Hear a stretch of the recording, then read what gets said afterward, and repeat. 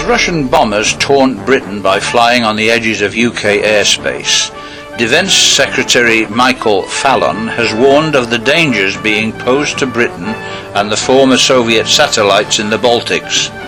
These events sent us digging into our archives, where we came across an old Christadelphian newspaper called The Bible Lightstand, which was published on April the 25th, 1885, and had an article with the headline, "An Anglo-Russian War Foretold in the Bible." The article was a report upon a lecture that had been given in Swansea, South Wales. This lecture had referred to the personal return of Christ as taught in the New Testament, and went on to say that a war would arise between England and Russia. Quoting from it, we read, "Dr. Thomas and the rank and file of the Christadelphian body had foreshadowed that many years ago.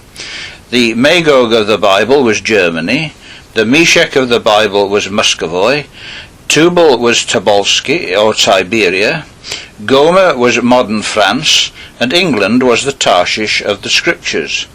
England was not one of the 10 kingdoms, represented by the 10 horns of the beast, symbolizing the Roman Empire. England was the friend, Russia the enemy of the Jews. And the time would come when Germany, France, and other great nations would be swallowed up by Russia, and when the Tsar would fight a great battle in or near the Holy Land, with England for an antagonist. Then would come the Battle of Armageddon, the return of Christ to the earth, and the overthrow of all earthly monarchs. Jerusalem would be the seat of Christ's glory, and the Jews would then possess their own land.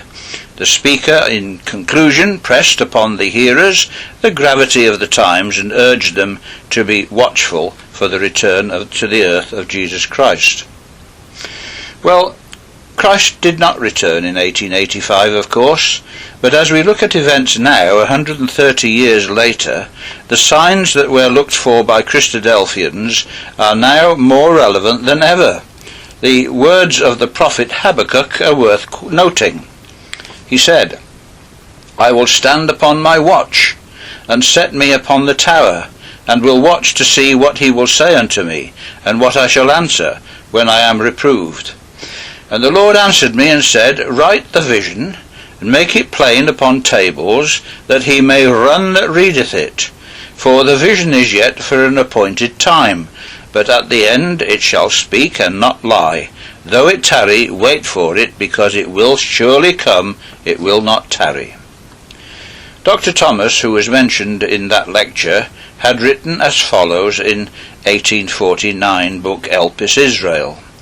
Quote, "The future movements of Russia are notable signs of the times because they are predicted in the scriptures of truth.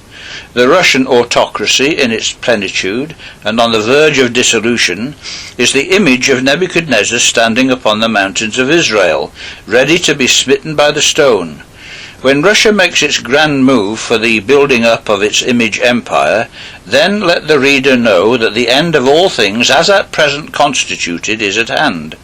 The long-expected but stealthy advent of the King of Israel will be on the eve of becoming a fact, and salvation will be to those who not only looked for it, but have trimmed their lamps by believing the gospel of the kingdom unto the obedience of faith, and the perfection thereof in fruits meet for repentance."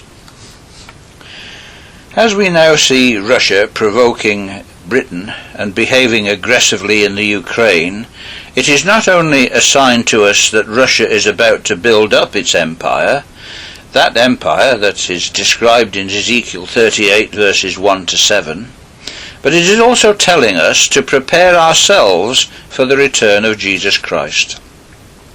The Bible is in the news. It's always in the news, just as was for John Thomas in 1849, and just as it was for a lecturer in South Wales in 1885.